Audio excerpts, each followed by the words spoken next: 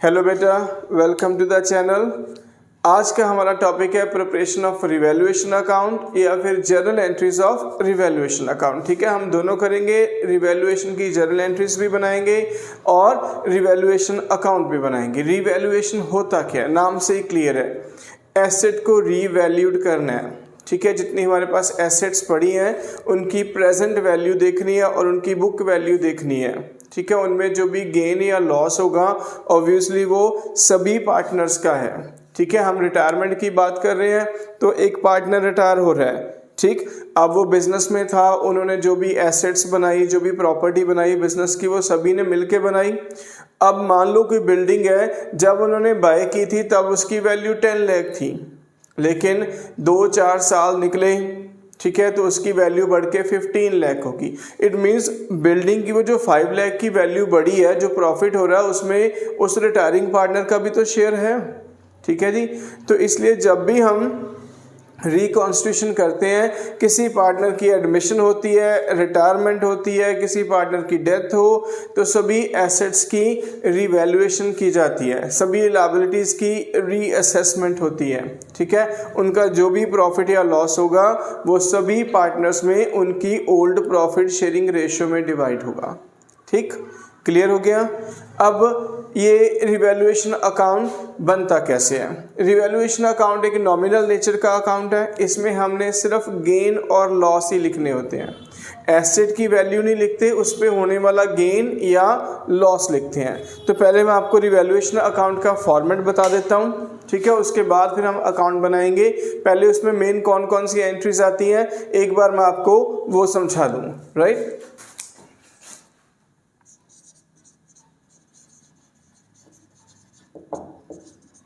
it's a revaluation account.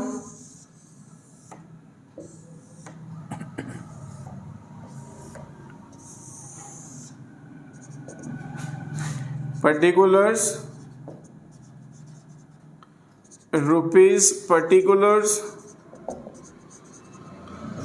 debit side, and this one is credit side. तो जैसे मैंने अभी कहा कि revaluation account is a account of nominal nature. Nominal nature means जिसका हमारे पास अकाउंटिंग रूल था, debit all expenses and losses, credit all income and gains.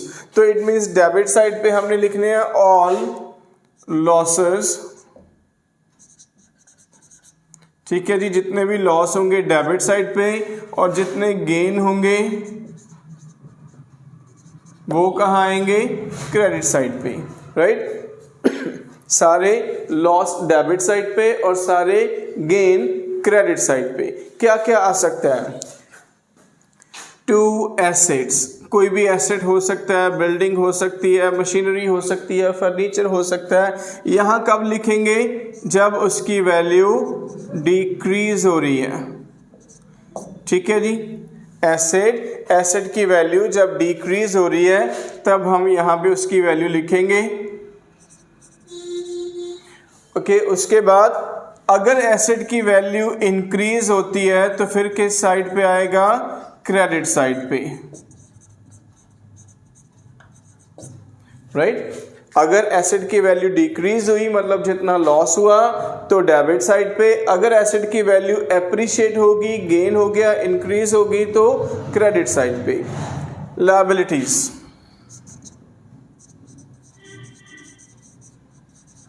कोई भी लायबिलिटीज हो सकती है, क्रेडिटर्स हो सकते हैं, बिल पेबल हो सकते हैं, कोई भी लायबिलिटी है अगर इंक्रीज हो रही है, लायबिलिटी जब इंक्रीज हो रही है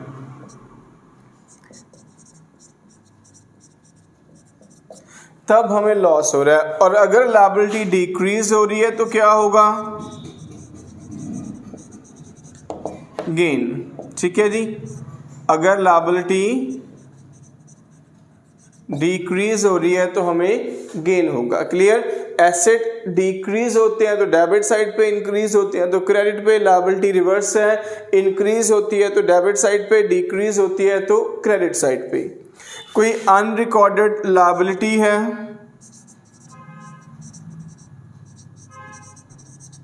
अनरिकॉर्डेड लायबिलिटी मतलब कोई ऐसी लायबिलिटी जो पहले नोट नहीं की हुई वो अब नोट करेंगे तो ऑब्वियसली लॉस ही होगा, इसलिए डेबिट साइड पे आएगा।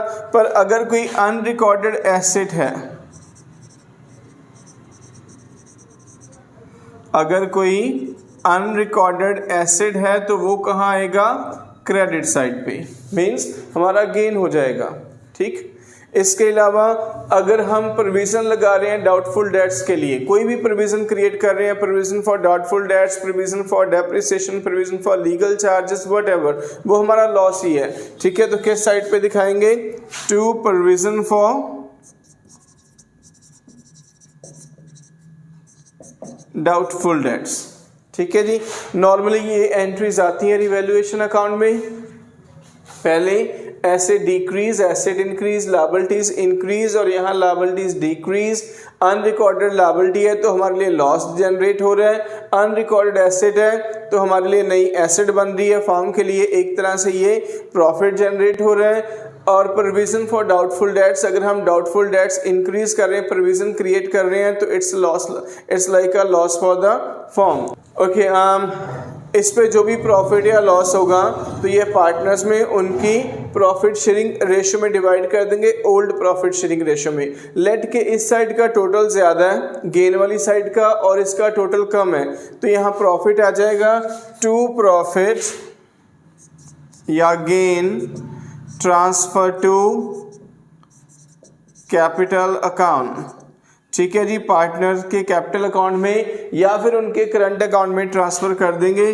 Like A B C partners हैं, जितना जितना प्रॉफिट उनको आएगा। क्लियर बेटा, this is your revaluation account. Okay, अब विद एग्जांपल करते हैं। मेरे पास ये कुछ एंट्रीज लिखी हुई हैं, मैं इनकी जर्नल एंट्रीज भी पास करके आपको दिखाता हूँ, और फिर हम इसका रिवैल्यूएशन अकाउंट भी बनाएंगे। राइट, ओके, तो आओ हम पहले जर्नल पास करते हैं। जर्नल एंट्रीज, जब भी आपने जर्नल एंट्रीज पास करनी है प्रॉपर फॉर्मेट बना के करनी है। ठीक है जी,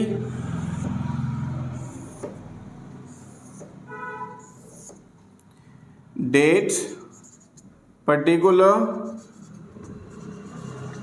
laser folio, debit and credit side. ठीक है जी, ये सारा कुछ तो आपको आता ही, ऑलरेडी आप लोगों ने किया हुआ है। अब जर्नल एंट्री रूल मैंने ऑलरेडी आपको बता दिया था, debit all expenses and losses, credit all income and gains. हाँ जी बेटा, look at this. A B and C were partners, profit sharing ratio है 2:2:1। बी रिटायर हो गया, मतलब ये वाला पार्टनर बीच में से रिटायर हो रहा है।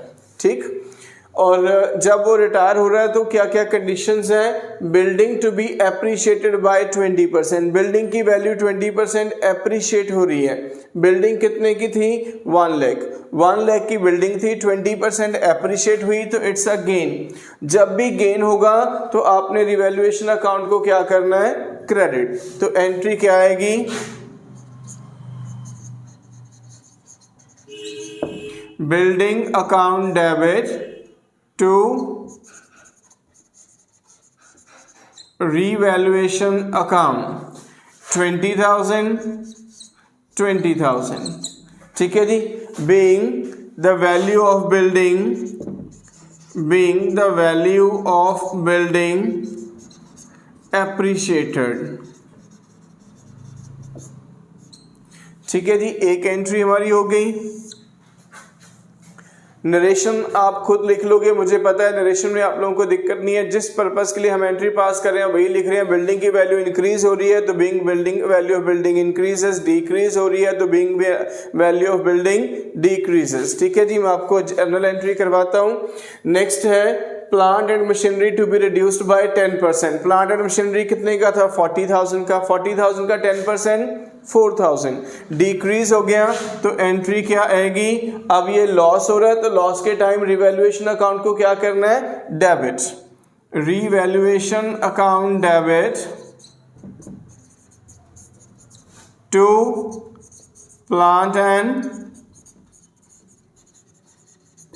मशीनरी अकाउंट कितना आएगा, 4,000।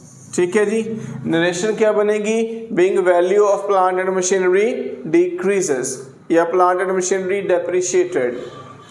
सी entry, provision for doubtful debts to be created at 5%, debtor है 20,000 के 5% प्रोविजन क्रिएट कर रहे हैं। तो मैंने कहा था provision is a loss for firm, तो एंट्री क्या आएगी, revaluation account debit, revaluation account debit to provision for doubtful debt account, it's 1,000, 20,000 का 5%, 1,000 बीइंग प्रोविजन क्रिएटेड। ठीक है जी, बाकी की मैं एंट्रीज इधर करता हूं।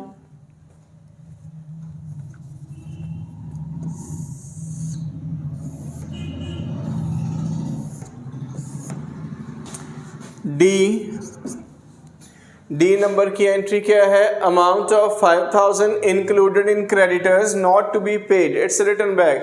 क्रेडिटर्स में 5,000 ऐसे हैं जो अब हमने पे नहीं करने हैं, क्रेडिटर में 5,000 ऐसे हैं जो अब हमने पे नहीं करने, तो इट्स अ गेन। गेन के टाइम रिवैल्यूएशन क्या होगा, क्रेडिट, तो एंट्री आएगी creditors account debit to revaluation account 5,000। ठीक है जी। E point last journal entry, unrecorded investment worth ₹10,000। Unrecorded investment means वो एसेट है एक जो हमारी बुक्स में रिकॉर्डेड नहीं है, अब अगर हम उसको रिकॉर्ड करेंगे तो उससे हमारी टोटल एसेट बढ़ जाएंगी, इट्स अ गेन।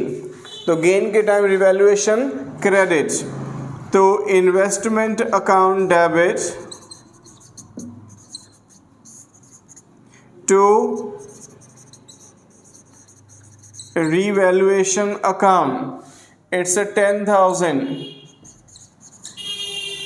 अब ये एंट्री तो सारी हो चुकी हैं, अब क्या करना है, जितना रिवैल्यूएशन का प्रॉफिट या लॉस हुआ वो पार्टनर्स में डिवाइड भी करना है। कैसे पता लगेगा प्रॉफिट हुआ कि लॉस हुआ, तो जितने रिवैल्यूएशन डेबिट हो रहे हैं वो सारे लॉस है और जहां पे रिवैल्यूएशन क्रेडिट हो रहा है वो गेन है। तो सभी एंट्रीज में देखते हैं, फर्स्ट एंट्री में रिवैल्यूएशन क्रेडिट हुआ था, इट मीन्स ये 20,000 का प्रॉफिट है।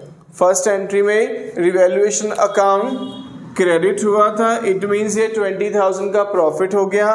फिर 4,000 डेबिट हुआ, फिर 1,000 डेबिट हुआ, ठीक है जी। फिर रिवैल्यूएशन 5,000 का क्रेडिट हो गया, फिर 10,000 का क्रेडिट हो गया।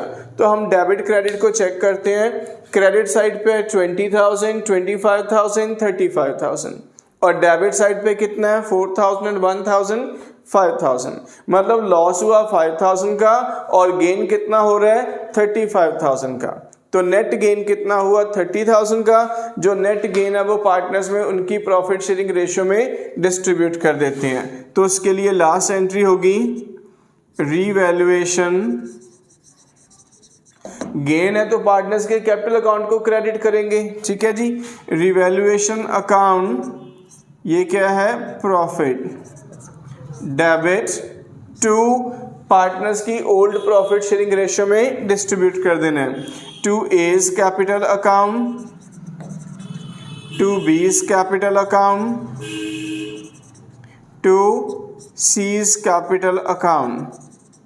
30,000 का टोटल गेन हुआ, ये इनकी रेशियो में डिस्ट्रीब्यूट करते हैं। रेशियो है 2:1, तो तीनों को डिस्ट्रीब्यूट करेंगे तो ये आ गया 12,000, 12,000, 6,000। ठीक है जी बेटा, ये तो है रिवैल्यूएशन की जर्नल एंट्रीज। जब भी आपको कहें रिवैल्यूएशन की जर्नल एंट्रीज पास करनी है, वो रिटायरमेंट वाला लाइक चैप्टर हो या डेथ ऑफ पार्टनर वाला चैप्टर हो, इसी बेस से आपने पास करनी है। ठीक है, इसको आप एक बार देख लो, उसके बाद हम रिवैल्यूएशन अकाउंट बनाएंगे, राइट। हाँ जी बेटा, जो एंट्रीज हमने यूज़ की थी रिवैल्यूएशन की जर्नल एंट्रीज बनाने के लिए, जर्नल एंट्रीज पास करने के लिए, उन्हीं एंट्रीज के साथ अब हम रिवैल्यूएशन अकाउंट भी बनाते हैं। अब करते हैं ये sum. Okay, building to be appreciated, gain है तो क्रेडिट साइड पे आएगा बाय बिल्डिंग, इट्स 20,000। ठीक, उसके बाद plant and machinery to be reduced by 10%। Plant and machinery 10% reduce हो रहे हैं तो लॉस है टू प्लांट एंड मशीनरी 4,000। फिर provision for doubtful debts, provision create कर रहे हैं, it's also a loss. To provision for doubtful debts, it's 1000, 20,000 का 5% 1000। तीसरी एंट्री है हमारी, नेक्स्ट एंट्री है fourth, it's an amount of 5000 included in creditors is not likely to be paid. अब हमने क्रेडिटर्स में से 1000 ऐसे हैं जो पे, 5000 ऐसे हैं जो पे नहीं करने हैं, क्रेडिटर्स को पे नहीं करेंगे तो it means it's our gain, ठीक है, it's going to be return back. तो बाय क्रेडिटर्स 5000। अनरिकॉर्डेड इन्वेस्टमेंट है, कैसी इन्वेस्टमेंट जो बुक्स में रिकॉर्ड नहीं है, अब अगर हम उसको रिकॉर्ड करेंगे तो उससे हमारी एसेट बढ़ जाएंगी, it's a gain by investment 10,000। ठीक है जी, जितने गेन होंगे वो क्रेडिट साइड पे ऑल गेन्स, और जितने लॉसेज हैं वो डेबिट साइड पे ऑल लॉसेज। ये नॉमिनल नेचर का अकाउंट है और रूल क्या फॉलो कर रहे हैं यहाँ पे हम, debit all expenses and losses, credit all income and gains, right.